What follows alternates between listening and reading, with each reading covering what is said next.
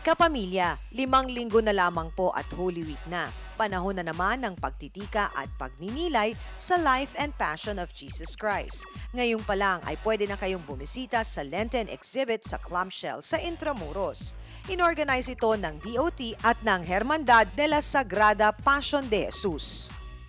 Ang tema nito ay laging ipinopromote ang paghihirap ng ating Panginoong Jesus na hindi lamang ito yung ibig sabihin na ito ay nagsisimula lamang sa pasyon, ngunit ito ay nagsisimula din sa muling pagkabuhay ni Jesus.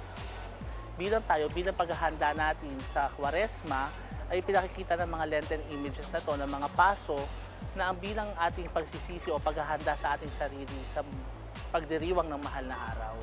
Tatagal ng higit 2 linggo ang Lenten exhibit. Makikita doon ang iba't ibang puon at imahe ng Panginoon mula sa iba't ibang bayan.